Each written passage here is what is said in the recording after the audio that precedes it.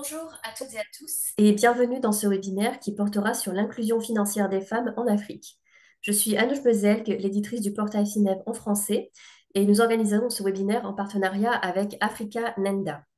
Donc ensemble, aujourd'hui, nous allons explorer les résultats du rapport CIPS 2023 qui est publié chaque année par Africa Nenda avec un accent particulier sur l'inclusion financière des femmes en Afrique francophone.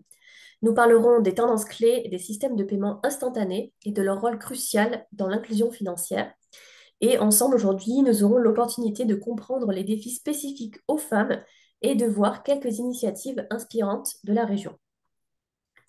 Donc, avant de commencer le webinaire, quelques rappels techniques. Donc, il s'agit d'une diffusion audio, c'est-à-dire que vos microphones resteront muets, mais ça ne veut pas dire que vous ne pouvez pas participer, puisque nous vous invitons à poser vos questions aux participants dans le chat tout au long du webinaire, et nous y répondrons à la fin des présentations. Donc, pour être sûr que nous voyons votre question, il faut sélectionner tout le monde dans le menu déroulant lors de l'envoi de la question. Et enfin, l'enregistrement du webinaire vous sera envoyé par email donc à tous les participants. Donc, avec nous aujourd'hui, j'ai le plaisir d'accueillir trois panélistes. Donc, il s'agit de Sabine Mensah, qui est directeur général adjointe pour Africa Nenda, Jamelino Akokbeto, qui est directeur Afrique de l'Ouest et du Centre pour Africa Nenda, et Dina Badiak, qui est Development and Marketing Manager pour Baobab Sénégal. Donc, concernant le déroulé de notre webinaire d'aujourd'hui, nos trois intervenants, donc, ils échangeront pendant environ 45 minutes, puis nous terminerons ce webinaire par une session de questions et de réponses. Donc, je vais maintenant laisser la parole à notre premier panéliste. Donc, il s'agit de Jamelino Akogbeto. Donc, il va nous présenter les principaux résultats du rapport CIPS 2023. Donc, Jamelino, j'ai une première question pour vous. Quels sont les faits saillants du rapport CIPS 2023, en particulier en ce qui concerne les systèmes de paiement instantané en Afrique? Merci, Anouche. Je voudrais déjà remercier toute l'équipe et toi pour l'opportunité de ce webinaire. On va dire que grosso modo, le paysage des systèmes de paiement instantané a été peu modifié depuis 2022. À ce jour, comme vous pouvez le voir directement sur vos différents téléphones et ordinateurs, nous avons à peu près 29 systèmes de paiement instantanés nationaux qui sont établis dans 21 pays et 3 systèmes de paiement instantanés régionaux qui sont opérationnels. 3 nouveaux systèmes de paiement ont vu le jour l'année dernière. Il s'agit de EdSwitch en Éthiopie, de virement instantané au Maroc et de PayShap en Afrique du Sud. Alors, nous avons également 3 systèmes qui ont été reclassés comme systèmes de paiement multisectoriels. Donc, parlant de systèmes multisectoriels, cela voudrait dire que cela implique autant les banques, les opérateurs mobile money, notamment. Donc, il s'agit de Misa Digital en Égypte, de Mocas en Maurice et de eCash au Rwanda. Je dois préciser que Misa Digital et eCash étaient classés comme système mobile money et Mocas comme système de paiement instantané bancaire en 2022. Alors, 7 pays ont un écosystème diversifié, caractérisé par la prévalence de plusieurs systèmes. Le Ghana reste à ce jour le seul marché où les 3 systèmes sont interopérables. Mais ce qu'il faudrait retenir en particulier, c'est que l'expansion des systèmes de paiement instantané a été relativement faible l'année dernière, mais des initiatives restent en cours. On a à peu près 17, pour être précis, systèmes qui sont en construction. Et en termes de typologie de systèmes, aujourd'hui, on a les systèmes multisectoriels qui sont passés de 35 à 44% en termes de proportion sur l'ensemble des systèmes de paiement instantané. C'est plutôt une bonne chose. Ceci témoigne, on va dire, de la vitalité, de l'accélération, de l'interopérabilité intégrale. Maintenant, peut-être sur le prochain slide, qu'en est-il de l'usage des services de paiement? Alors, de façon globale, on a enregistré en 2023 plus de 31 milliards de transactions pour une valeur de 1,18 billion de dollars. Mais les défis demeurent, notamment, on a à peu près 50% des adultes aujourd'hui qui ont accès à un système de paiement instantané. Et sur ces 5 dernières années, les transactions effectuées ont largement augmenté en volume. On voit 47% sur ces 5 dernières années et en valeur, ça fait 39%. On va dire que Covid est passé par là, Mais ce n'est pas la seule explication. L'augmentation du nombre de systèmes de paiement et les efforts d'inclusivité qui ont été entrepris de part et là ont certainement aussi contribué à cela.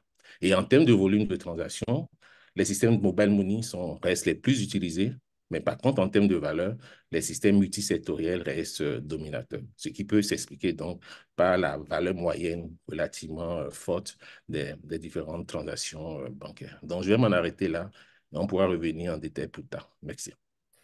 Merci beaucoup, Jamelino. Et si on se concentre sur l'Afrique francophone en particulier, comment est-ce que le paysage financier a évolué dans cette région?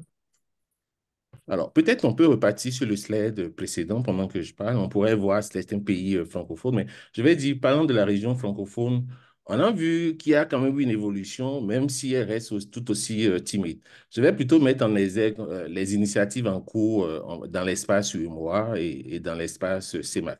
Alors, la BCAO est dans le processus de déploiement de la phase pilote du projet d'interopérabilité, ce qui devrait avoir lieu dans les semaines, les mois à venir et ce qui devait contribuer à dynamiser les systèmes de paiement dans la zone. Alors, au niveau du GIMAC, pour parler de la zone CEMAC, GIMAC, c'est l'opérateur switch de la zone CEMAC. Le GIMAC poursuit l'aventure aux côtés de la Banque centrale de la BEAC.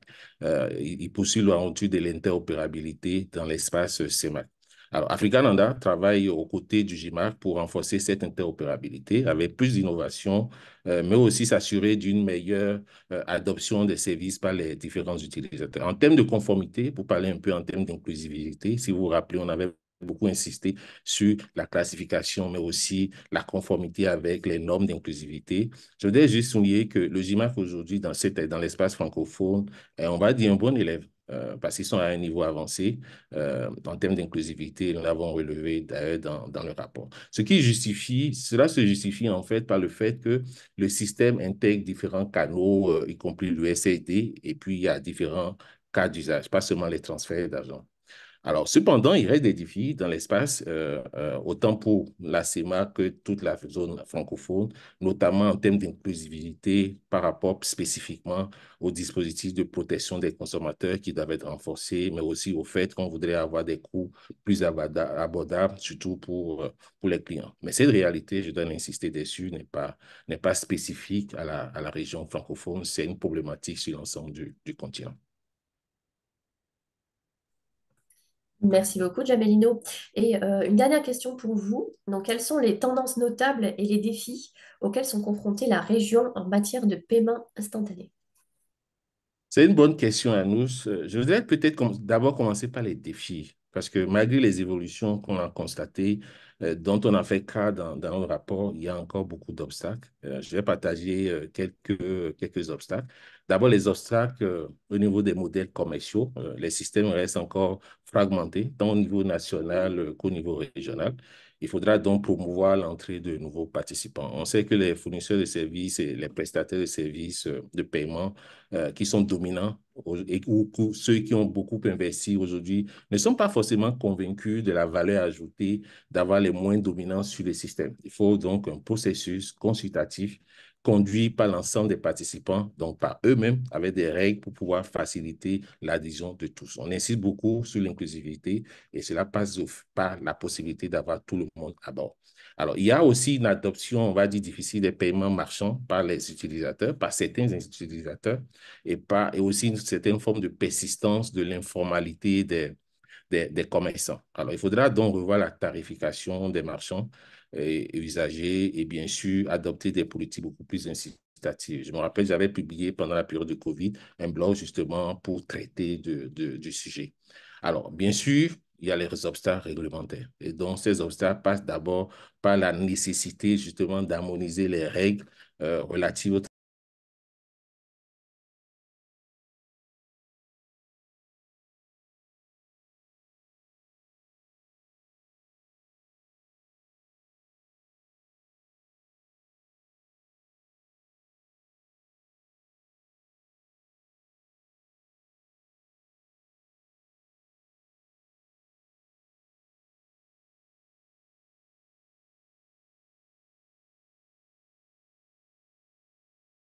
zéro vingt-deux pour des échanges plus sécurisés justement dans les différentes transactions. On voit également l'émergence des paiements du type Code QR qui offre certainement une meilleure expérience client et ils sont favorisés par le fait qu'aujourd'hui, la pénétration en termes de smartphone est en train de se multiplier. Il y a une certaine forme d'accélération du taux de pénétration des smartphones. Bien sûr, on voit les fintech aussi qui continuent à se développer, mais à produire des produits beaucoup plus innovants et à éteindre leur réseau et part de marché dans la sphère des paiements mobiles. Je dois noter, par exemple, qu'aujourd'hui, le secteur du paiement est le plus actif dans l'univers des fintech. Et puis, les régulateurs aussi qui, de plus en plus, révisent les lois sur les paiements notamment et la monnaie électronique. On a vu récemment le nouveau cadre réglementaire mis en place par la Banque centrale des États de l'Afrique de l'Ouest pour des acteurs financiers, notamment les sociétés de technologie financière, et bien sûr les monnaies électroniques de banque centrale, donc qui sont de plus en plus envisagées comme instruments de paiement. Et je voudrais finir par dire aussi que les utilisateurs finaux, en termes de tendance on voit qu'ils sont de plus en plus sensibles aux problématiques liées à la fraude et à la cybercriminalité. Et certainement, c'est la conséquence logique des efforts entrepris par les régulateurs et pouvoirs publics en matière de protection des consommateurs. Merci beaucoup, Jamelino, pour cet éclairage sur le nouveau rapport CIPS. Donc, nous allons maintenant passer à notre deuxième panéliste, donc Sabine Mensa, qui va nous proposer un éclairage sur le genre et donc les femmes en Afrique. Donc, Sabine, une première question pour vous. Quelles sont les principales barrières auxquelles les femmes en Afrique, notamment dans la région francophone, sont confrontées en matière d'inclusion financière? Anouk, merci beaucoup. J'espère que vous m'entendez. Merci vraiment pour cette opportunité d'être sur ce panel et d'avoir cette discussion en ce moment. Je pense qu'il faut déjà, de mon côté, partir du constat que nous faisons qu'il y a plus de 400 millions d'adultes qui sont financièrement exclus sur le continent africain, exclus des systèmes financiers formels. Et la majorité de ces personnes, soit 60%, sont des femmes. Donc déjà, c'est un constat très grave, je veux dire, en termes d'inclusion financière. Et d'où la nécessité pour tout l'écosystème de travailler ensemble. Et ceci est une priorité pour Africanana et toute notre équipe de nous assurer que les efforts sont faits conjointement pour faciliter un accès universel aux services financiers. Maintenant, pour ce qui est des barrières, je pense que je vais les classer en deux groupes. On a les barrières liées à l'accès aux services financiers et les barrières liées à l'utilisation. Pour ce qui est de l'accès, je pense qu'on peut noter des défis qui sont parfois liés à la possession de documents d'identité, à la possession d'un téléphone mobile ou un outil, en tout cas, pour accéder aux services financiers, à l'accès à l'Internet lui-même pour accéder à ces services financiers. Lorsqu'on parle d'identité, vous n'êtes pas sans savoir qu'en fait, les femmes sont plus susceptibles en Afrique subsaharienne de n'avoir pas de papier d'identité comparativement aux hommes. Je vous donne un exemple concret. Une étude de GSM en 2023 au Nigeria, 17% des femmes interrogées contre 11% des hommes ont invoqué le manque de documents d'identité comme un obstacle à l'ouverture d'un compte d'argent mobile. Donc, ça, c'est un aspect. Et lorsqu'on vient par rapport à l'utilisation du téléphone ou l'accès au téléphone, le GSMA encore dans son Mobile Gender Gap en 2023 montre qu'il y a un gap de 15% dans la possession d'un téléphone. 69% des femmes ont un téléphone contre 82% en Afrique subsaharienne. Et pour ce qui est de l'Internet, l'utilisation de l'Internet, le gap est encore plus large. Il est de 41%. Donc, 29% des femmes ont accès à l'Internet, pardon, et 49% pour les hommes. Donc, c'est vraiment pour dire qu'au niveau de l'accès, nous avons des défis qui sont vraiment difficiles et sur lesquels on doit travailler de façon conjointe avec l'écosystème. Maintenant, pour ce qui est de l'utilisation des services financiers, je pense que pour moi, on a l'aspect compétences numériques, éducation financière, capacité financière à en prendre en compte d'un côté, et de l'autre côté, l'adéquation des services financiers aux besoins des femmes. Donc, et dans ce sens-là, il faut vraiment voir qu'est-ce qui peut être fait au niveau de l'écosystème. Nous, dans les recherches du rapport CIPS, nous avons fait des recherches dans certains pays. Et je veux partager avec vous quelques statistiques. Par exemple, nous avons les femmes au niveau du Cameroun, que nous avons interrogées au niveau du Cameroun ou du Sénégal. On fait état d'une grande exposition aux risques de fraude, les risques qui pèsent sur la confidentialité des données, d'où leur hésitation à utiliser les paiements numériques. Au Maroc, les femmes ont invoqué le manque de sources de revenus indépendantes comme motif de ne pas utiliser les services financiers. Au Rwanda, au Malawi, c'est le faible niveau d'alphabétisation est aussi ressorti comme un défi par rapport à l'utilisation des services financiers. Et ensuite, il y a aussi les normes sociales, on va dire. Il faut savoir que dans plusieurs pays d'Afrique, il est légalement interdit aux femmes d'avoir un compte bancaire sans le consentement de leur mari, comme par exemple. Et ça, c'est une recherche de la Banque mondiale. Donc, pour moi, au niveau de l'adéquation, il faut aussi reconnaître qu'il y a plusieurs types de femmes. Vous avez la professionnelle, la femme d'affaires, l'étudiante, la débrouillarde. Donc, il est nécessaire qu'on puisse offrir des services qui sont adaptés aux besoins des femmes, de comprendre.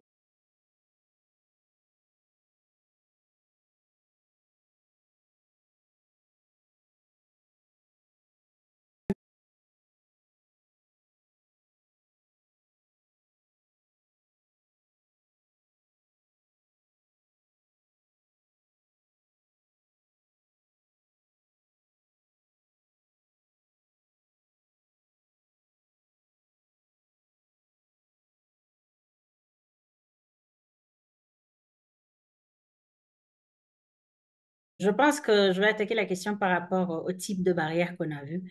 Pour ce qui est de l'accès, je crois que si vous me posez la question de dire aujourd'hui combien de femmes ont des comptes en Afrique francophone ou en Afrique de l'Ouest, je ne pourrais pas vous dire exactement. La difficulté étant que la plupart des banques centrales et des régulateurs dans la zone ne demandent pas ou ce n'est pas euh, ne demandent pas aux fournisseurs de services de reporter leurs données désagrégées par sexe. Donc, il y a des données sur le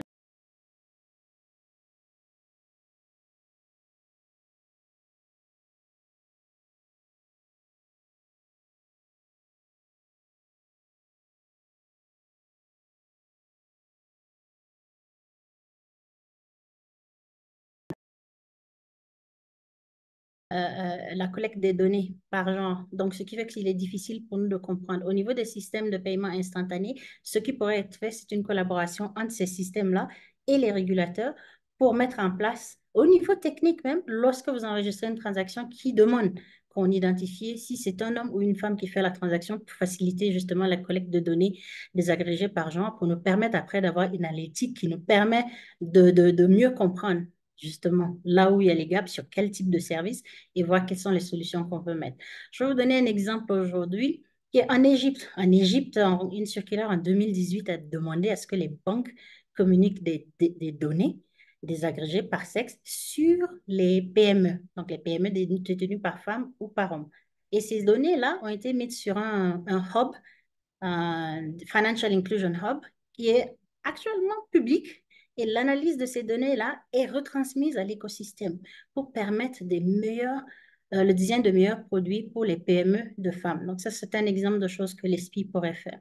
Pour ce qui est de la barrière où on a vraiment la compétence numérique et là où ça a un impact par rapport à la confiance des femmes pour utiliser les systèmes et donc les fraudes, je pense qu'au niveau des systèmes de paiement instantané, ces systèmes-là peuvent travailler sur la partie recours, les systèmes de recours. Lorsqu'il y a une fraude, quels sont les systèmes de recours que les fournisseurs de services doivent offrir aux clients?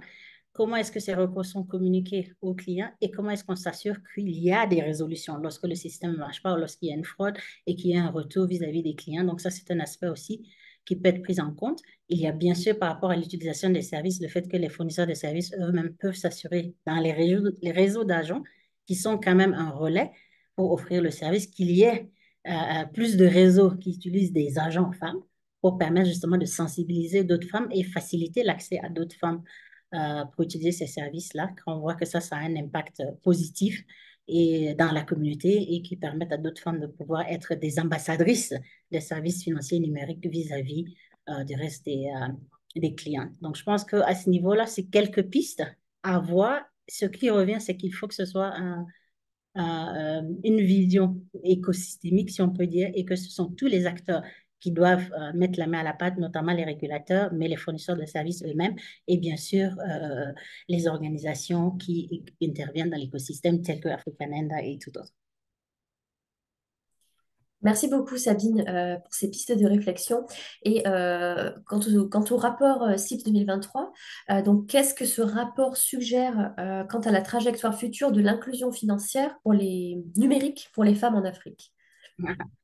Je peux dire que le rapport, en termes de trajectoire, avant même de trajectoire, reconnaît qu'en termes d'inclusivité des systèmes de paiement instantané, il est nécessaire qu'il y ait l'inclusion des femmes, qu'il y ait des services qui sont adaptés aux besoins des femmes et qu'on puisse mesurer justement comment est-ce qu'on sert les femmes, combien de femmes ont accès pour pouvoir travailler sur les défis d'accès et d'utilisation.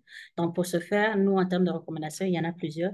Bien sûr, il y a des recommandations, par exemple, au niveau des régulateurs, par rapport à la collecte de données, de mandater de façon systématique que les données fournies par les fournisseurs de services financiers, bancaires ou non bancaires, soient désagrégées par genre pour nous permettre d'avoir une meilleure analytique. Je pense que les régulateurs peuvent aussi travailler par rapport à l'identification des systèmes de eKYC, comme on dit, pour faciliter l'accès aux données d'identification ou alors de faire des paliers par rapport aux documents d'identification qu'on demande pour permettre justement, lorsque les transactions sont peut-être plus faibles, de pouvoir avoir moins d'exigences sur le niveau d'identification qui est requis. Je pense qu'à ce niveau-là, il y a des opportunités, mais c'est un travail qui est fait non seulement au niveau des régulateurs, mais bien sûr aussi avec les gouvernements. Un aspect à prendre en compte, c'est si nous voulons l'inclusion financière des femmes et nous voulons aussi nous assurer que l'identité n'est pas un frein, c'est de voir dans quelle mesure on peut mettre des systèmes de digitalisation des paiements du gouvernement pour des paiements sociaux. Et en même temps, lorsque ces programmes-là sont mis en place, qu'il y ait une grande promotion de s'assurer qu'il y a des systèmes d'identification qui sont disponibles à toutes les participantes, les bénéficiaires des projets sociaux, pour en même temps utiliser justement cette digitalisation des paiements comme un tremplin pour résoudre à la fois l'inclusion financière et potentiellement l'accès à l'identification pour celles qui sont ciblées et qui n'ont pas cette identification-là. Au niveau des opérateurs, pour nous, il est important de s'assurer justement l'accès est accessible à tous, disponible. Il y a toujours parfois une différence entre l'accès aux services dans les zones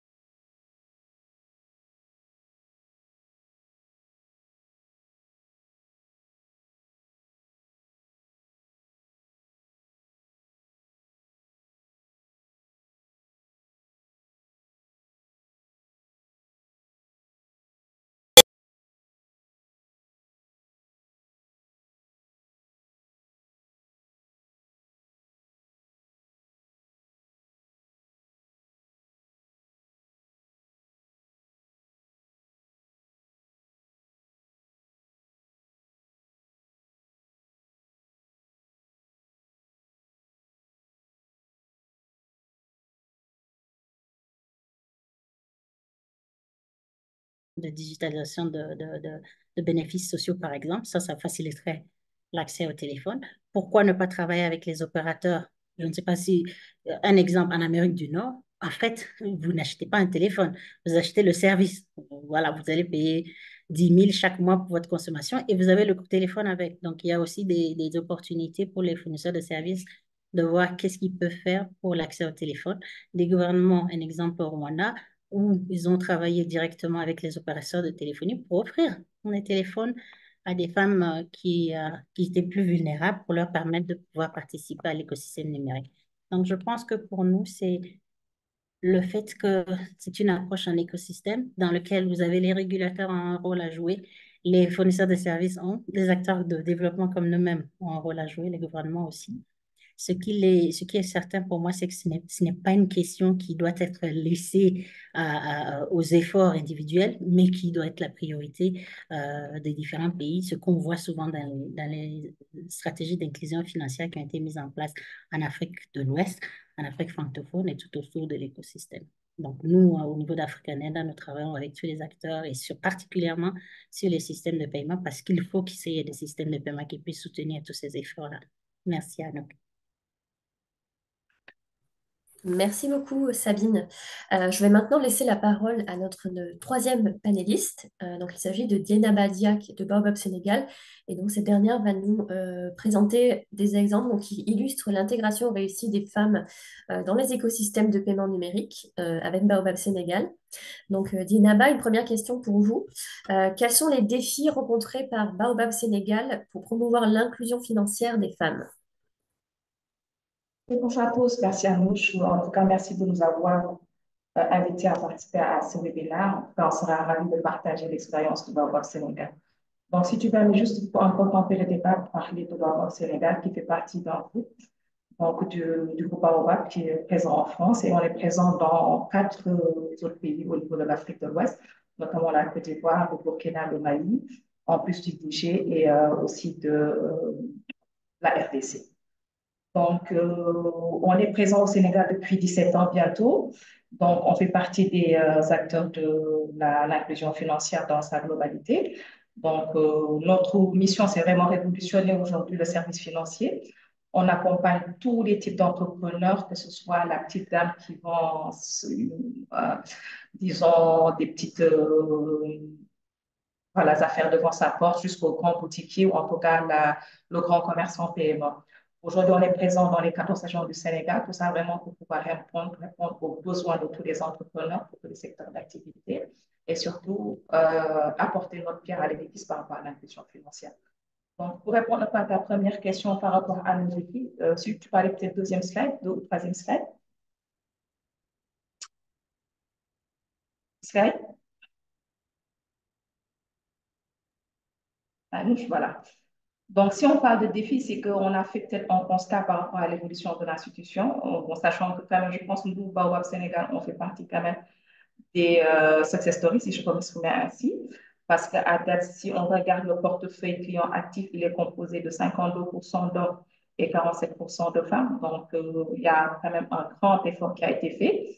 Mais ça n'a pas été fait en un clin d'œil. Donc, c'est vraiment au fur et à mesure qu'on grandissait, on a compris aujourd'hui le besoin de mieux servir ces femmes. Les défis, les premiers, c'était est-ce qu'on avait des produits adaptés aux clients, aux femmes? Je pense qu'il y a quelqu'un qui l'a souligné tout à l'heure, on parle de femmes, mais il y a la femme active, il y a la femme en périurbaine, en zone rurale, il y a la femme illettrée, analphabète, etc. Donc, toutes ces populations-là devraient être servies par nos offres. Donc, quand on se pose la question, on se dit peut-être que notre offre n'est pas adaptée à toutes ces femmes-là. Donc, ça, c'était un premier défi. Donc, il fallait déjà réfléchir à mettre en place des produits adaptés à toutes ces catégories de femmes-là, surtout qu'on est présent dans tout le territoire sénégalais.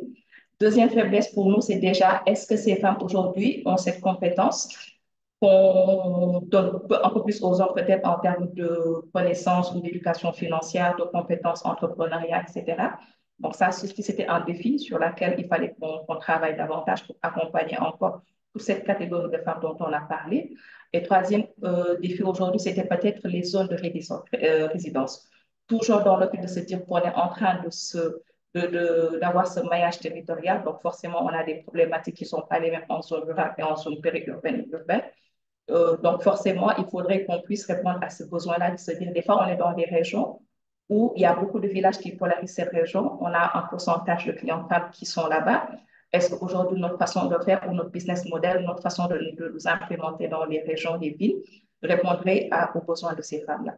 Donc, ça, c'était vraiment les trois défis, moi, je peux dire globalement, à laquelle Baobab Sénégal faisait face et qui nous a permis de pouvoir réfléchir et d'introduire de nouveaux produits. On pourrait en parler tout à l'heure, de pouvoir se dire si on va accompagner ces femmes, notamment la cible rurale, il fallait qu'on les accompagne déjà dans l'éducation financière, qui comprennent c'est quoi un crédit, pourquoi je devrais prendre un crédit, à quel moment je devrais le prendre, et comprendre déjà le principe aujourd'hui d'accès à un produit financier et pourquoi je devrais avoir accès à ce produit financier. Parce qu'on parle aujourd'hui d'une cible mal servie, qui n'ont pas peut-être moins d'informations que les femmes qui sont en zone urbaine, qui ont accès à l'information, qui ont pas mal d'offres et qui aujourd'hui déjà se familiariser à toute cette éducation financière-là. Et ensuite, pouvoir déjà les accompagner parce qu'on parle vraiment de peut-être des femmes qui sont dans des zones très éloignées, aujourd'hui qui ont des sources de revenus très minimes ou des activités très faibles encore. S'il faut à cela rajouter le transport, de déplacement pour pouvoir venir avoir l'accès, ne serait-ce qu'à l'information, c'était des problématiques à laquelle on faisait face, il fallait déjà mettre en place des solutions aujourd'hui de canaux alternatifs.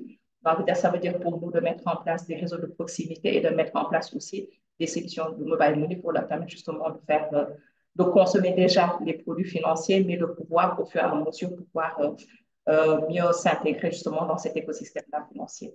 Voilà, si je réponds à ta question. Merci beaucoup donc, pour cette présentation des défis. Et donc, pour répondre à ces défis particuliers, est-ce qu'il y a des initiatives et des services spécifiques qui ont été conçus par Baobab Sénégal donc, pour ces femmes? En effet, hein, à nos slides, si tu permets. Donc, une fois qu'on a déterminé ces défis, donc la première déjà, c'est de pouvoir mettre en place un réseau de proximité. Je pense qu'on fait partie des premières, en tout cas IMF, à pouvoir réfléchir sur cet aspect de kiosque mini-agence. C'est des agences hybrides qui n'ont peut-être pas forcément besoin d'autant de personnel de staff. L'objectif aujourd'hui de pouvoir être au kilomètre près où on a cette cible-là. Donc, de pouvoir se dire, c'est des gens aujourd'hui qui ont besoin de comprendre. Donc, il fallait qu'on soit dans leur secteur d'activité, enfin, dans leur zonification, et de pouvoir aujourd'hui être à leur disposition pour comprendre, maîtriser et consommer nos produits financiers. Donc, du coup, on a mis en place au niveau du Sénégal au moins 14 000 agences, donc qui ont un effectif de 3 staffs, en l'occurrence un gestionnaire clientèle, un gestionnaire portefeuille et un caissier, et 47 kiosques qui leur permettent au moins de faire des transactions de cash-in, cash-out, de prise d'information et d'ouverture de compte au minimum. Donc ça, c'était déjà une première initiative qu'on a mise en place et qui marche et qui nous a permis aujourd'hui de comprendre quelle était la typologie de produits qu'il fallait mettre en place pour accompagner cette femme-là. D'où la deuxième initiative, si tu permets, Anouche, slide.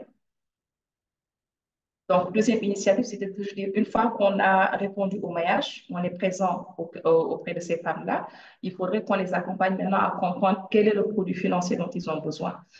Donc, en 2007, à l'ouverture de l'institution, on n'avait pas forcément développé un crédit groupe. Ce qu'on avait, c'était des crédits classiques, un crédit de X à X millions pour répondre à tous les besoins de n'importe quel entrepreneur, n'importe quel secteur d'activité.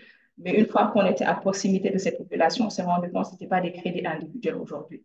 Il y avait déjà cette notion de solidarité qu'il y avait auprès de cette femme-là. Il y avait cette notion d'organisation qui existait auprès de ces femmes. Donc, il fallait déjà, nous, qu'on puisse nous assurer d'avoir un produit qui répondait. Donc, justement, le développement du produit groupe qu'on appelle Crédit Diapo au niveau du Sénégal. Donc, on a initié en 2016 et on a pu faire l'extension avec le rachat d'une institution par Baobab Sénégal, en l'occurrence FIDES, qui était au niveau du Nord, et qui nous a permis vraiment aujourd'hui de polariser au moins 14 agences. Et on offre aujourd'hui ce crédit groupe-là. Donc, ce crédit groupe, il est basé sur une question de confiance, de solidarité, et on arrive vraiment à mesurer l'impact réel de ce crédit-là sur le quotidien des femmes. Parce que c'est des femmes qui aujourd'hui ont des besoins de crédit très minimes, mais une fois qu'on les regroupe en groupe, une fois qu'ils sont aujourd'hui cette organisation qui leur permet aujourd'hui de définir les bases même de gestion et d'organisation, là où l'IMF peut venir les accompagner et mettre en place justement ce crédit-là. Ça, c'était un impact fort à lequel s'ajoute aujourd'hui l'accompagnement même sur de l'épargne. C'est des gens qui voulaient faire de l'épargne, qui n'arrivaient pas à le faire parce qu'il y avait toujours cette notion de sécurité et de pouvoir s'assurer d'avoir de l'épargne qui n'est pas volatile. Donc, on a vraiment développé tout un mécanisme qui nous permettait aujourd'hui de les accompagner sur de l'épargne avec un compte gratuit, mais de nous implanter au cœur de leur localité et de les accompagner sur du crédit court. Donc, juste en termes de chiffres, par exemple, sur le crédit court, on a, pour un portefeuille de 3 milliards à date, on a quasi 98% de femmes et seulement 2% d'hommes. Donc, pour cette offre-là de produits courts. Et on est en des moyennes de 2 à 3 cycles de crédit en réalité pour ce portefeuille-là. Donc, pour répondre à ta question. Merci beaucoup. Et donc, une troisième question pour vous. Donc, comment envisagez-vous l'évolution de ces initiatives à l'avenir et quelles sont les aspirations de Baobab Sénégal donc, pour l'inclusion financière des femmes? OK. Donc, slide, peut-être j'ai pas, peut-être je vais juste, avant de parler de cette question-là, rassurer, enfin, ou alors préciser que ce parcours aussi, il a été rendu très simple pour toujours accompagner ces femmes-là, parce qu'on est en train de parler peut-être d'une cible aujourd'hui qui est moins instruite. Il fallait aussi qu'on développe tout un parcours très simple.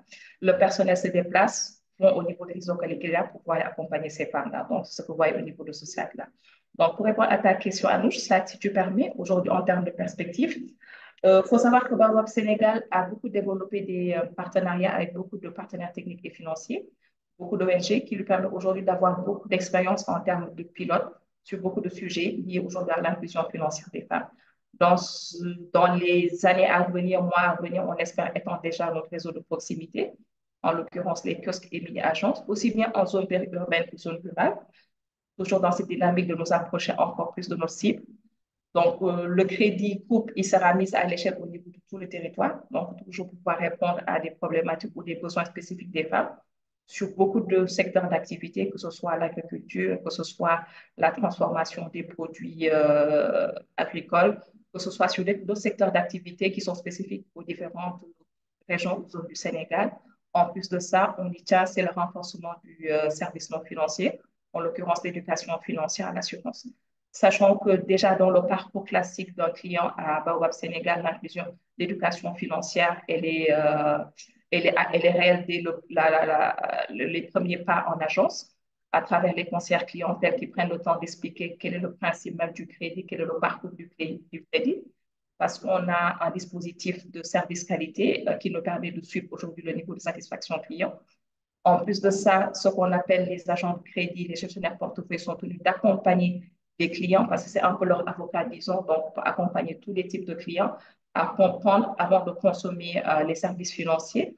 À cela s'ajoutent aujourd'hui des dispositifs qu'on a en place. On a au moins quatre modules d'éducation financière sur le crédit, quatre modules d'éducation financière sur l'épargne.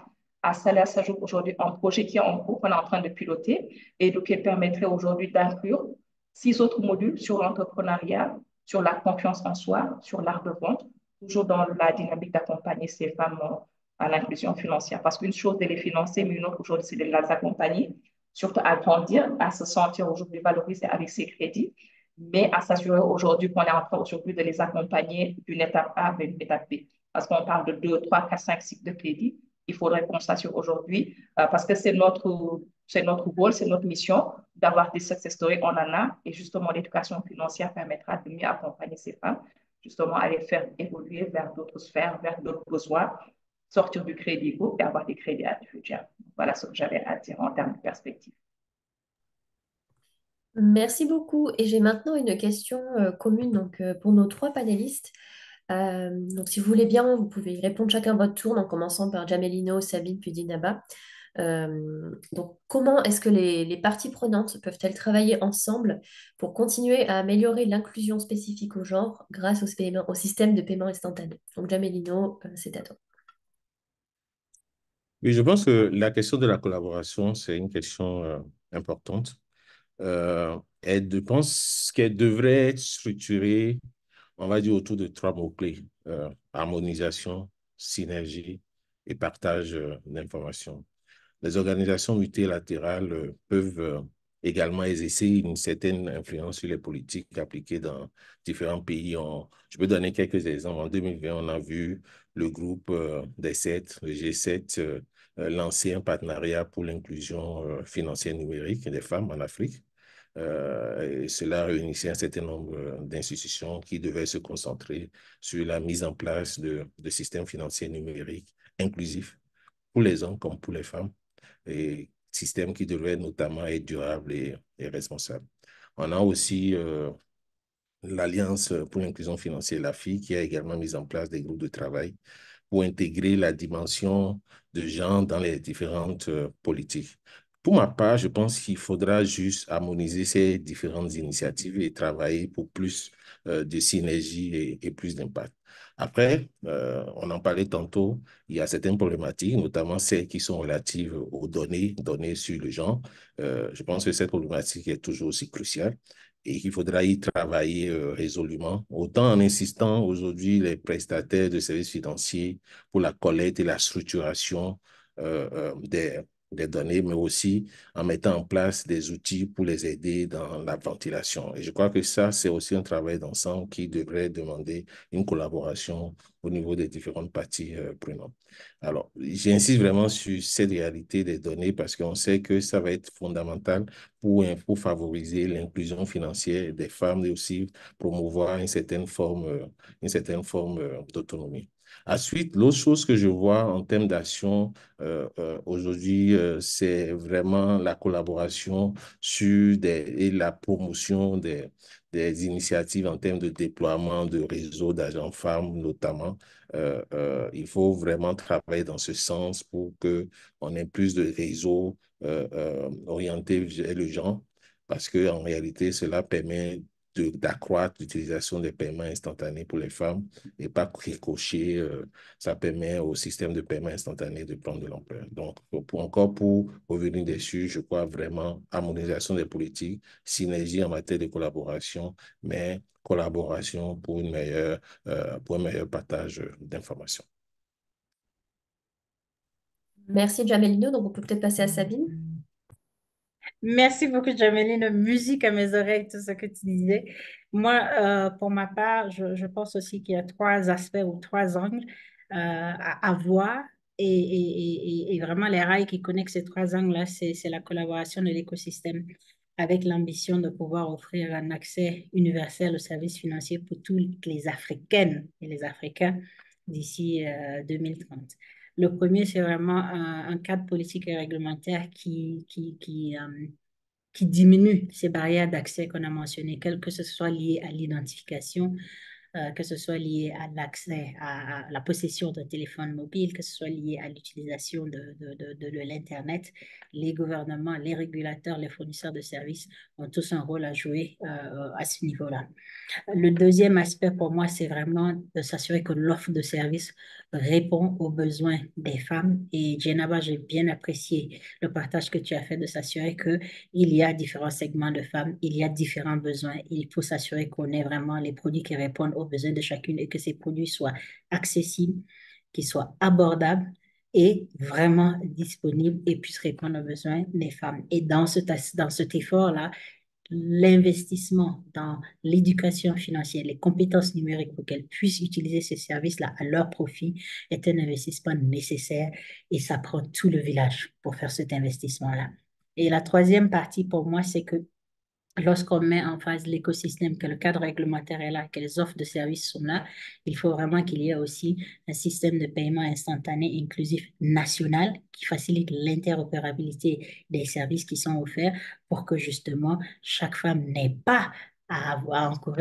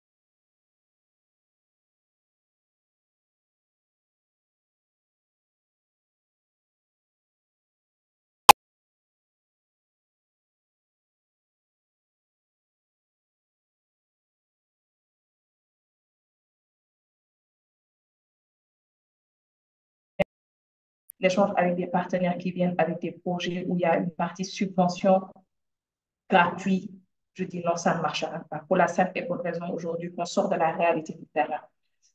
Ces femmes, il faut plus qu'on comprenne quel est leur parcours, ce dont ils ont réellement besoin, quelle est leur réalité. À partir de là, chaque acteur aura son rôle à jouer. Les structures étatiques ont leur rôle, les coachs, tout cet écosystème-là ont leur rôle à jouer, les acteurs financiers ont leur rôle à jouer. C'est comme ça qu'aujourd'hui, on pourra les accompagner vers une meilleure inclusion financière. On ne réinvente pas la roue. Il y a beaucoup de projets qui se passent, c'est toujours les mêmes objectifs. On va mettre en place des produits adaptés aux femmes, on peut aujourd'hui accompagner le financement des femmes, etc. Mais en général, on a beaucoup de projets qui arrivent dans le secteur, dans le marché et qui viennent pensant que c'est de la subvention ou de la gratuité qui marche alors que non, on est en train juste de sortir ces femmes de la réalité du terrain, on les fragilise. Parce qu'une fois ces projets finissent, comprendre aujourd'hui le parcours de ces femmes-là et que chaque acteur puisse savoir quel est son rôle à jouer pour vraiment accompagner ces femmes-là vers une meilleure inclusion financière. Merci beaucoup donc à tous les trois pour ces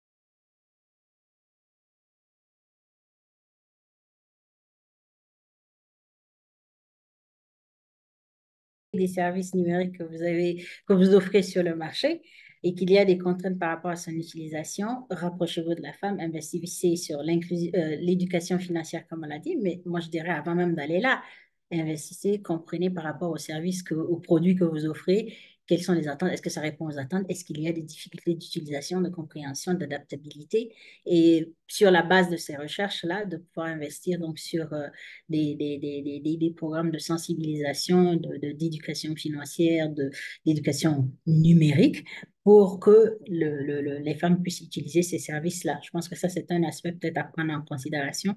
Le second, je dirais, ce serait aussi de se poser la question de savoir est-ce que le produit ou le service qui est mis à disposition est abordable par rapport au segment de femmes que vous ciblez dans le produit. Et est-ce que il y a au niveau de l'offre de, comment dire, le service clientèle, est-ce que moi, Sabine, ou toute autre femme qui utilise votre service, la première fois, la centième fois, la vingtième fois, a le même service, le service marche comme il est censé marcher? Si oui, il y a une opportunité de transformer vos clients en des ambassadrices dans leur communauté pour pouvoir justement aider à plus d'adoption de ces produits et services-là. J'espère que ça répond à la question. Merci beaucoup. J'ai maintenant une question pour Jamelino. Quelles sont les dispositions qui sont prises ou qui sont en vue pour que l'Afrique francophone rentre dans les rangs comme les autres pays?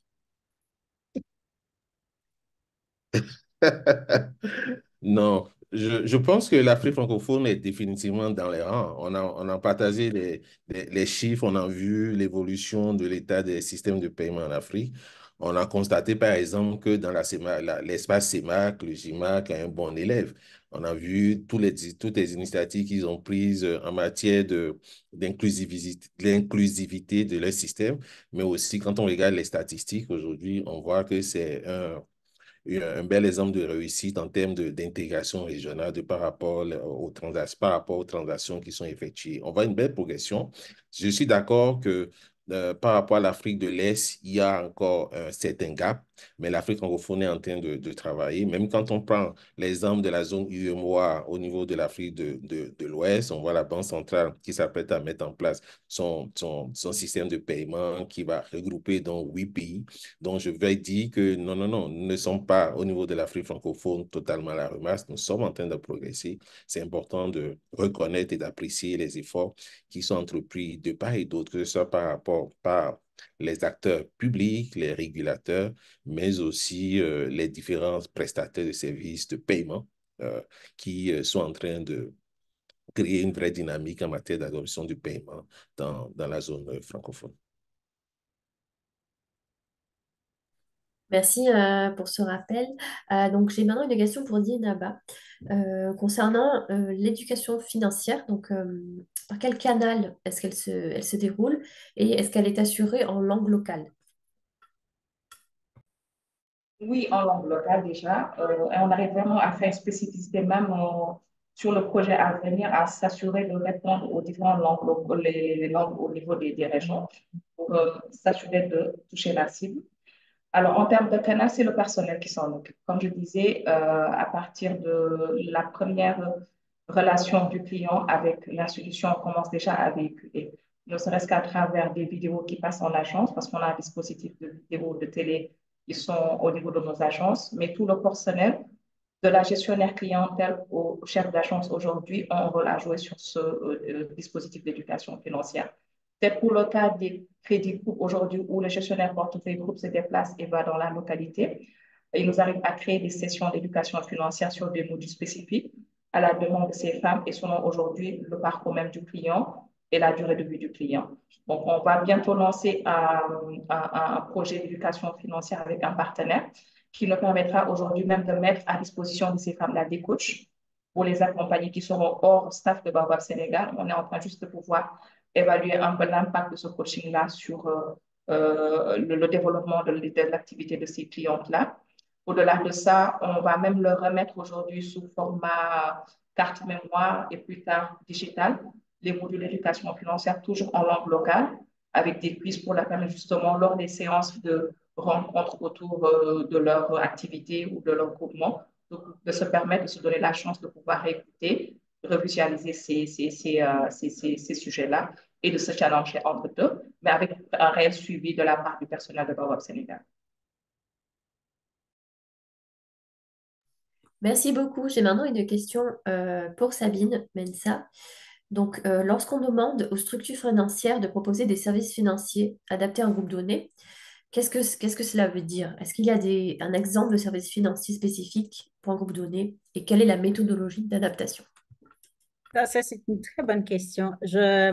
Avant d'être africanaire, je travaillais à Dakar, au Sénégal, avec UNCDF et sur un projet qui était avec des institutions de microfinance.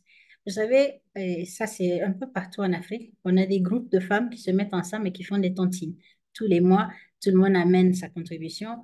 La tontine est gardée parfois dans une caisse avec deux personnes avec la clé, ou alors d'autres chemins qui sont toujours, on va dire, un peu informels. Alors, c'est une opportunité parce que c'est beaucoup d'argent. Et il y a beaucoup de femmes qui utilisent justement ce genre de structure informelle pour non seulement se sauvegarder leur épargne,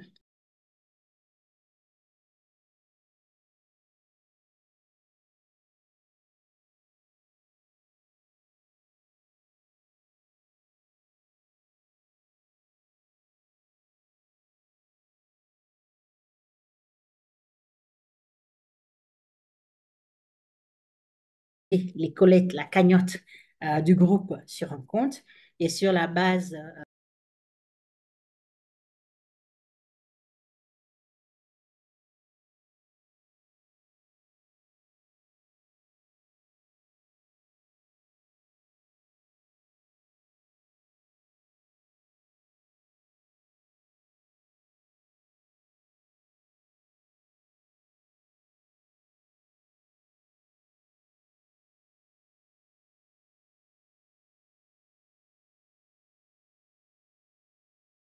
digitaliser le processus de tontine permis à ces groupes-là d'avoir accès à plus de financement. Non seulement, pas seulement la cagnotte, mais maintenant la microfinance peut offrir beaucoup plus de crédits. Donc ça, c'est un exemple que je donne, mais je pense qu'il y en a d'autres.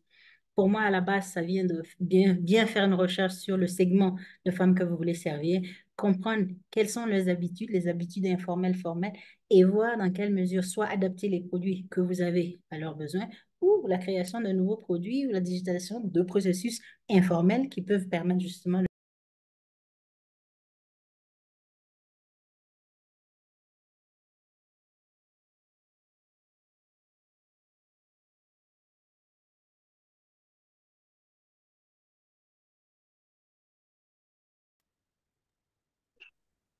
Je n'ai pas trop répondre aux questions purement financières parce que moi, je suis plus au niveau du développement et de l'accompagnement des clients.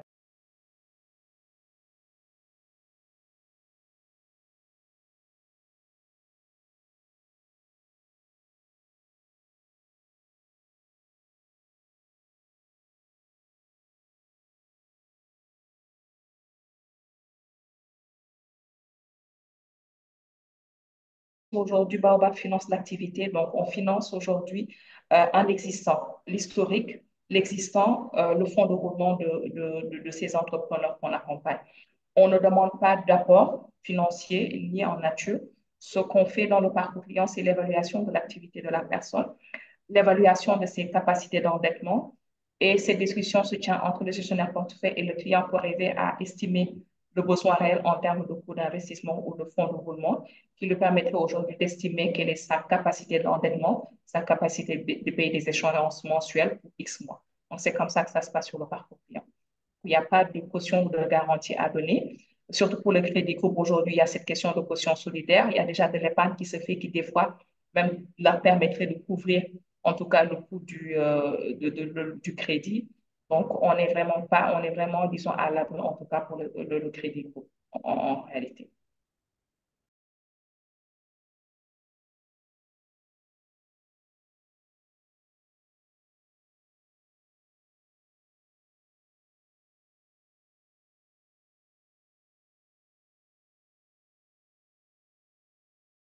Je sais que je suis assez catalogué par rapport à l'Afrique francophone, mais non, je l'avais souligné tantôt, je vais revenir dessus.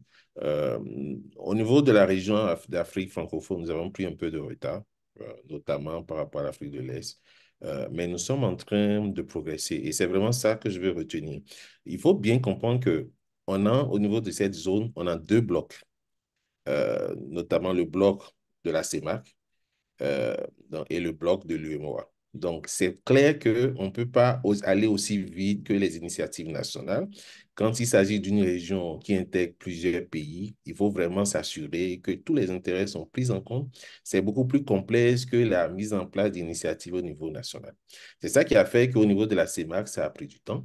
C'est ça qui a fait qu'au niveau de l'espace UMO avec la Banque centrale, ça a pris du temps. La CEMAC a lancé, la Banque centrale s'apprête à lancer. Et donc, je voudrais vraiment retenir ce positif-là, parce que parfois, il vaut mieux prendre le temps de bien faire les choses que de faire des lancements précipités. Donc, je retiens vraiment cet aspect et je dois vraiment insister sur le fait que ce retard n'est pas préjudiciable, puisqu'on a quand même eu quelques initiatives bilatérales qui ont quand même permis, d'une certaine façon, de pouvoir répondre aux problématiques, des usagers en termes de paiement. Mais aujourd'hui, ces différentes initiatives qui ont été déjà lancées ou qui s'apprêtent à être lancées, ça va vraiment être un catalyseur pour le paiement dans ces régions. Donc, il y a des raisons d'espérer. Restons focalisés sur le positif. Jameline aussi, je peux rajouter, je pense aussi, il faut historiquement, en termes de réglementation, l'approche anglo-saxonne, elle est différente de l'approche francophone. Si vous prenez le cas de M-Pesa au Kenya, en 2007, ça a commencé par une non-objection de la Banque centrale qui a laissé faire et ensuite est venue pour réguler après, ce qui a permis l'éclosion du mobile money en Afrique de l'Est. Il y a aussi une diversité de l'approche avec des sandbox qui ont été mis en place pour pouvoir justement voir comment est-ce que ces innovations peuvent se développer sur l'Afrique de l'Est. Je pense que l'approche est différente. Au-delà du fait qu'on a des blocs économiques, comme tu as dit, dans le cas de l'UEMOA et de la CEMAC, il y a aussi l'approche réglementaire qui est un peu plus différente. Donc, je pense, et qui n'est pas forcément mauvaise, parce que pour nous, je pense qu'aujourd'hui, on a eu beaucoup d'opportunités d'apprendre des leçons de l'Afrique de l'Est par rapport justement aux innovations numériques. Si on prend le cas du crédit digital, vous prenez le Kenya, c'est vrai que c'était une belle innovation au début, mais il y a aussi eu beaucoup de difficultés par rapport à des personnes qui ont été blacklistées pour des crédits de 1000 francs. Voilà, donc je pense que le fait de pouvoir apprendre des leçons des autres régulateurs dans l'écosystème, d'aller doucement mais sûrement et de pouvoir mettre en place les réglementations et l'espace d'innovation qui répond aux besoins de notre région et de nos clients est une approche qui porte ses fruits. On le voit déjà pour ce qui est des innovations qu'on voit en Afrique de l'Ouest. Voilà. Merci pour ce complément, Sabine. J'ai une question pour Dinaba. Donc, comment est-ce que vous avez segmenté les femmes pour les produits présentés précédemment? Je pense avoir juste présenté le crédit groupe aujourd'hui. Le crédit groupe, nous, on ne le segmente pas. C'est qu'aujourd'hui, une fois qu'on arrive dans un secteur, dans une zone, aujourd'hui, on se rend compte quel est le potentiel et les besoins des femmes. Autant de façon peut-être naturelle en zone rurale, urbaine, du moins, on aura plus de clients individuels qui viennent taper à la porte de nos agences pour consommer un produit financier. Autant en zone périurbaine et rurale, les femmes sont organisées en couple naturellement. Donc, on ne vient pas aujourd'hui leur imposer un produit par rapport à leur réalité. On s'adapte à leurs besoins aujourd'hui. Autant dans un village, on peut avoir des clients individuels qui ont la capacité d'absorber un crédit individuel, autant dans ce même village, aujourd'hui, on aura des groupements qui aujourd'hui préfèrent s'organiser en groupe de 5 à 10 personnes de façon assez collégiale et assez en solidarité, qui se comprennent, qui ont les mêmes mindset, disons, et qui se disent aujourd'hui, en groupe, on sera plus à l'aise de pouvoir consommer un crédit de X%, sachant que chacun a sa part et chacun aujourd'hui dispose du montant euh, selon son activité. Parce qu'aujourd'hui, le crédit, par exemple, on est dans des membres, 5 à 10 membres, si je ne me trompe pas, 12 membres.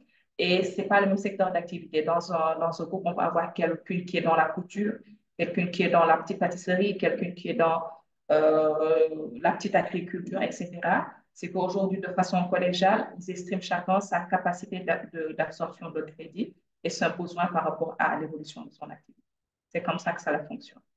Mais tous les produits, tous les services de Baobab sont offerts dans toutes les agences, indépendamment aujourd'hui d'une spécificité ou d'autre. On a juste aujourd'hui des agences peut-être ou des zones qui consomment peut-être un peu plus du crédit pauvre que d'autres zones ou un peu plus du crédit agricole que d'autres zones. Merci beaucoup. J'ai maintenant une question pour Sabine. Est-ce que vous pourriez partager des astuces qui permettraient d'améliorer l'éducation financière des femmes en vue d'améliorer leur inclusion financière? Ah, ça, c'est une très bonne question.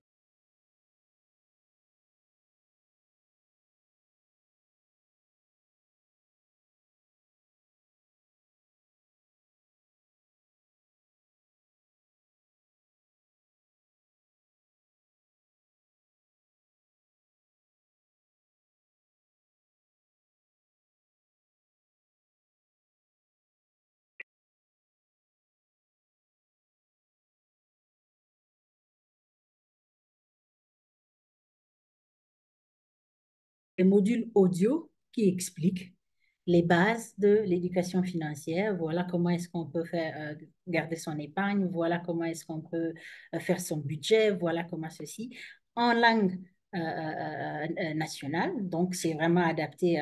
J'ai pas, voilà, je comprends et ça me parle dans mon langage.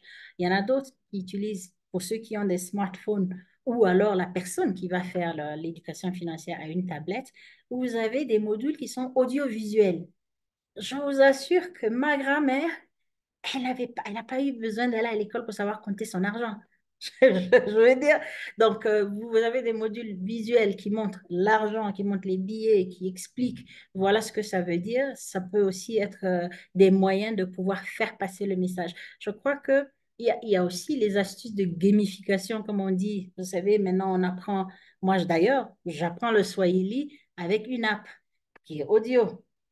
C'est le moyen que j'ai eu pour apprendre à Swahili parce que je suis au Kenya et je m'améliore de petit à petit. Donc, il y a aussi de voir comment est-ce que la technologie peut aider dans le canal qu'on utilise pour délivrer l'éducation financière. Mais j'ose espérer en tout cas que le contenu de l'éducation financière est basé sur le profil des femmes à qui on a affaire, est centré sur leur réalité et utilise des ambassadrices qui sont dans leur communauté pour pouvoir le délivrer. Et si tu permets juste, Annie, pour pouvoir un peu réagir à ce que Sabine vient de dire. En fait, il faut savoir, en fait, quand on crée des modules d'éducation financière, on ne le crée pas en dehors du cercle de ces bénéficiaires-là. Pour le cas de Babab Sénégal, il faut faire beaucoup de focus group d'entretien pour déjà comprendre la réalité et le besoin de ces femmes-là. Parce qu'une chose, c'est de se dire, nous, en tant que financiers, on va juste mettre en place un module d'éducation financière qui parle, par exemple, du parcours crédit, alors que la réalité est autre et le besoin est autre. Il faut toujours aller vers la cible, comprendre leurs besoins, comprendre aujourd'hui leurs problématiques et leurs réalités, et à partir de là, construire ensemble ces modules d'éducation financière. Après, le canal, il peut être divers, que ce soit sur le digital, des tablettes que nous, par exemple, nos staff utilisent des centres sur le terrain ou d'autres canaux aujourd'hui qui peuvent exister et qui facilitent aujourd'hui la consommation de ces modules-là, que ce soit vidéo, gaming, comme elle a dit, sous format dépliant, thématique. Voilà, les canaux, il y a beaucoup de canaux qui permettent aujourd'hui de diffuser ces modules, mais l'important, c'est de pouvoir réaliser ces modules en prenant en compte le besoin réel de ces clients. Merci beaucoup. J'ai une question maintenant pour Jamelino. Qu'est-ce qui aurait le plus d'impact? Des systèmes de paiement inclusifs et instantanés ou des systèmes de paiement interconnectés à travers le continent?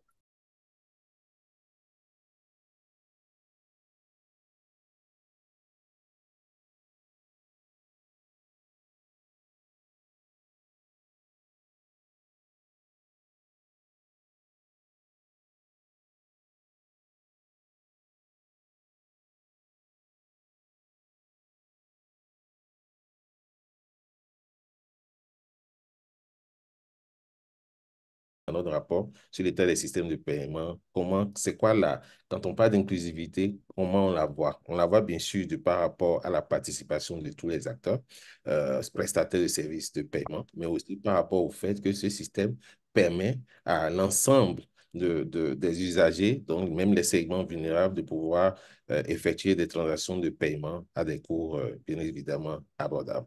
Donc, il faut que ce système soit fort sur le plan national, sur le plan régional, et qu'après, maintenant, on passe à l'interconnexion. Parce que imaginez-vous, aujourd'hui, on a des systèmes qui sont interconnectés, mais qui ne sont pas inclusifs. À quoi ça servirait en fait?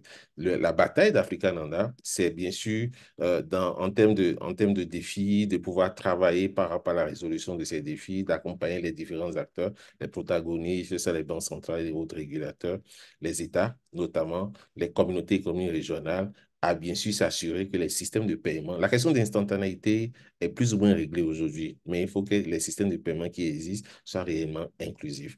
Et que maintenant, après, parce qu'on sait maintenant qu'on a suffisamment d'usagers, qu'on puisse maintenant prioriser l'interconnexion de ces systèmes pour que depuis l'Afrique de l'Est, je puisse être en mesure d'envoyer de l'argent en Afrique de l'Ouest, que depuis l'Afrique du Nord, je puisse recevoir, je reçois de l'argent au niveau de l'Afrique australe.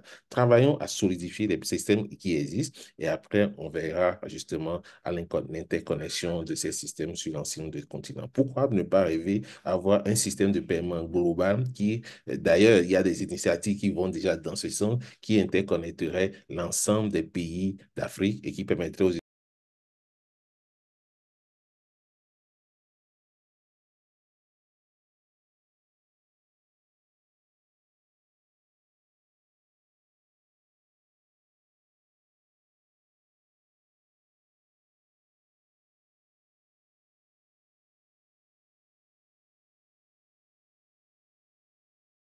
De Baobab plutôt proposés dans les villes. Tu peux la question, s'il te plaît. On parle aujourd'hui des canaux de distribution ou de produits en tant que tels? Parce que De dans la question, produits, la question porte sur les produits en tant que tels. les produits. Alors, c'est tous les produits que j'ai dit tout à l'heure. On n'a vraiment pas de spécificité par zone. Maintenant, dans la question, j'entends aussi cette question de canaux alternatifs. Aujourd'hui, nous, on est, je pense, assez digital au niveau au Sénégal. On a déjà une application qui existe depuis plus de 2 ans, qui permet aux clients de pouvoir faire tout ce qui est cash-in, cash-out, décaissement de crédit, épargne, consultation, etc. À cela s'ajoute notre intégration avec les EMO, tous les EMO du Sénégal, Orange, Wave. En plus de ça, toujours pour répondre à la problématique des besoins par typologie de clients, notamment les femmes, on a même lancé l'USSD qui permettrait aujourd'hui à toutes ces femmes-là, peut-être qui n'ont pas accès à la connexion, de pouvoir toujours faire les mêmes services aujourd'hui. On met vraiment le digital, en tout cas le mobile money dans le cœur de nos activités. Ça fait même partie d'une stratégie au niveau pro.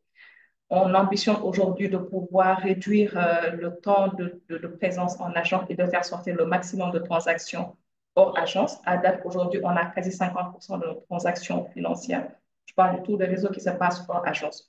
Donc, c'est pour dire que vraiment, nous, au niveau du Sénégal, on est peut-être dans un écosystème où déjà les gens sont très familiarisés avec ce qui est mobile money, que ce soit en zone urbaine, urbaine, rurale, ce qui nous permet aujourd'hui facilement de permettre à ces femmes-là de pouvoir faire aussi bien du banque to wallet via ces canaux digitaux que du wallet to bank.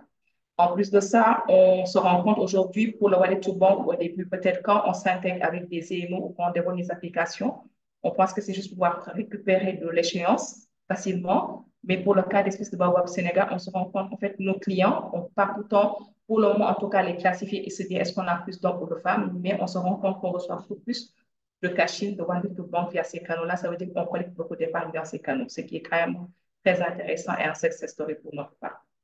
Donc, on développe tous les produits, on offre tous les produits verts au niveau de toutes nos agences. Et en termes de digital, on répond vraiment aux problématiques. On essaie vraiment de diversifier nos canaux alternatifs toujours pour répondre aux besoins de ces femmes-là et réduire le temps de trajet et le temps de présence au niveau de nos agences-là. Merci beaucoup. J'ai une question maintenant pour Sabine et Jamelino. Qu'est-ce qui est fait ou envisagé par les gouvernements, les régulateurs ou les banques centrales pour la désagrégation des données par sexe? Ah, alors là, ça, c'est une très bonne question. Il y a des banques centrales qui ont commencé à demander que les reporting des fournisseurs de services financiers soient désagrégés par genre. Je pense que j'avais mentionné plutôt l'exemple de l'Égypte et qui utilise ça justement pour en faire un portail de données disponible au public et qui partage des analytiques. Notre ambition à nous, c'est vraiment de continuer le plaidoyer avec les différents régulateurs, les organismes de statistiques et les fournisseurs de services financiers, bancaires et non bancaires eux-mêmes, parce que ce n'est qu'à... Vous avez, il y a un adage qui dit, on ne peut améliorer que ce qu'on mesure. Si on ne sait pas où on en est aujourd'hui, comment est-ce qu'on saurait si on a vraiment amélioré quelque chose? Donc, vraiment, un appel que nous faisons au niveau d'African End à toutes les parties prenantes.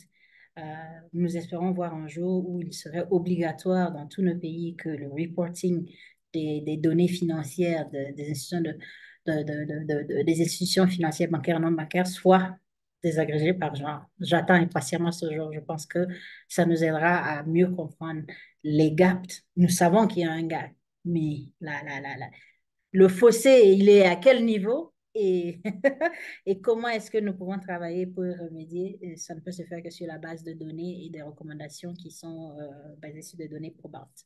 Voilà. Tabellino, tu veux rajouter? Je pense que tout a été dit par Sabine.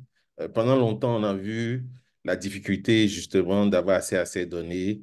On a vu résolument les initiatives entreprises par les banques centrales pour amener, en tout cas encourager les acteurs financiers à pouvoir collecter ces données. Souvent, la problématique, c'est qu'ils n'ont pas forcément les outils. Aujourd'hui, il y a quelques outils qui sont mis en place. J'ai vu d'ailleurs Corinne du SIGAP partager dans le chat justement une recherche des outils aujourd'hui du SIGAP en matière de données désagrégées par genre. Donc, on voit quand même qu'il y a de plus en plus d'initiatives aujourd'hui pour pouvoir accompagner les acteurs. On peut maintenant que espérer que ces outils soient réellement mis en œuvre et que le fait de pouvoir recueillir ces données nous permet de voir plus clair dans la situation des femmes, parce qu'il y a beaucoup de choses que nous disons par rapport aux femmes qui n'est que le fruit des hypothèses. Il faut vraiment étayer ça par les données. Et je pense que les conditions aujourd'hui sont plus ou moins réunies pour cela. Je veux rajouter qu'il y a quand même un mouvement de l'avant parce qu'il y a de plus en plus de pays qui ont des stratégies d'inclusion financière. Je pense que ça, c'était une recherche de la Banque mondiale, je crois, où il y avait, en tout cas en Afrique subsaharienne, en 2022, 20 pays qui avaient déjà leur stratégie d'inclusion financière dans lesquelles il y avait des objectifs pour l'inclusion financière des femmes. Et en général, dans ces stratégies-là, ce sont des objectifs chiffrés. Donc, éventuellement, il va falloir pouvoir mesurer pour pouvoir voir par rapport à la stratégie ce qui a déjà été fait. Par contre, je veux ramener cette question aux opérateurs de systèmes de paiement instantané parce que la plateforme technique aussi peut nous permettre de faire ça. Je pense qu'il y a de plus en plus de discussions où il y a une transition, migration des systèmes de paiement instantané vers euh, des systèmes de messaging ISO 222, je vais dire ça, ou 20022, qui permettent d'avoir beaucoup plus de latitude, de pouvoir intégrer différents schémas, je veux dire, dans le message. Donc, il serait bien, si toutes les plateformes sont sur ce standard-là, et s'il y a une volonté des acteurs de mettre en place un standard qui demande à l'initiation des transactions le genre, le sexe du client, ça peut faciliter déjà la collection directement au niveau transactionnel et de pouvoir faire un reporting qui revient à ce niveau-là. Donc, nous, en tout cas, on continue notre plaidoyer dans ce sens parce que nous pensons qu'on ne peut améliorer que ce qu'on mesure. Merci beaucoup. Et j'ai une dernière question avant qu'on termine le webinaire donc à l'équipe Africanenda. Donc, comme présenté, le rapport CIPS propose des pistes et des stratégies pour l'inclusion des femmes. Comment est-ce que ces pistes peuvent être mises en œuvre? Bon, bah, pour la partie données, par exemple, on va dire que nous avons envoyé cette année, comme l'année passée, une lettre avec une demande spécifique aux banques centrales et aux opérateurs de systèmes de paiement instantané et inclusif, avec un questionnaire pour collecter les données. Nous faisons vraiment un plaidoyer, demandons à tous les acteurs de pouvoir nous accompagner dans ce processus pour qu'on commence à, pour qu'on améliore les données que le rapport CIPS partage et qu'on puisse faire une meilleure analytique à ce niveau. Je pense que ça, c'est déjà un aspect. Le second aspect, qui est de s'assurer de l'inclusivité des systèmes de paiement instantané qui sont sur la place. Nous avons mis, en tout cas, à disposition un outil d'évaluation du spectre d'inclusivité que nous utilisons maintenant pour faire l'évaluation des différents systèmes. Et à la suite de cette évaluation, nous proposons aux opérateurs de systèmes de travail avec eux sur là où il y a des lacunes pour pouvoir améliorer l'inclusivité. Donc, on a des partenariats pour pouvoir travailler dans ce sens-là et nous espérons que l'assistance technique que nous mettons à disposition, le renforcement de capacités que nous mettons à disposition des acteurs va aider à réaliser cette vision d'inclusivité des systèmes de paiement instantané en Afrique. Jamelino? Oui, et je dois juste peut-être excuser l'anglicisme. Très souvent, la problématique à laquelle on est confronté en matière de système de paiement, c'est de dire à quel point ce système est gender intentional. Et ça, c'est souvent une question qui revient. Aujourd'hui, on n'arrive pas toujours à démontrer en fait comment une telle initiative embarque réellement les femmes et quel est l'impact concret par rapport aux gens. Et je sais que Africananda aujourd'hui travaille justement sur un index qui permettrait de pouvoir mesurer cela, projet par projet, de pouvoir dire ce projet tel qu'il est décrit par rapport à ces différents composants, comment on peut mesurer justement l'impact concret que cela pourrait avoir sur les gens. Donc, je pense que ça fait partie d'autant d'initiatives justement en matière de promotion du genre par rapport au système de paiement. Peut-être pour rajouter sur ce point-là, Jamelino, qu'on essaie aussi, cette année, nous avons une étude qui est basée sur gender intentionality. J'ai du mal à transformer ça en français, je dois dire.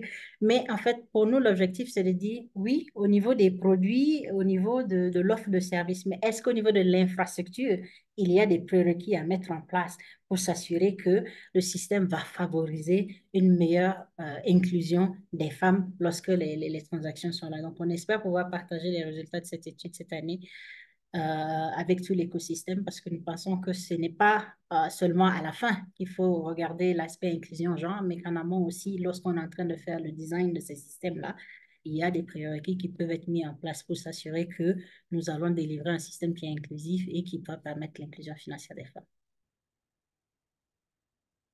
Merci beaucoup, Sabine. Merci. Notre webinaire est maintenant terminé.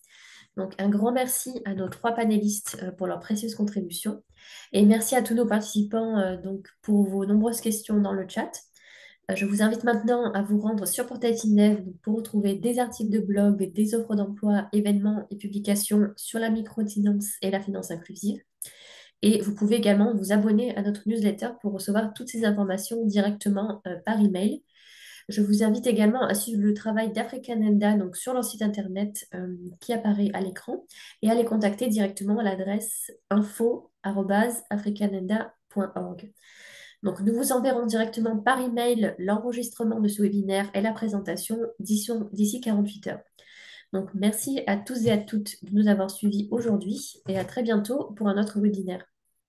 Merci beaucoup. À bientôt. À bientôt. Merci à tous.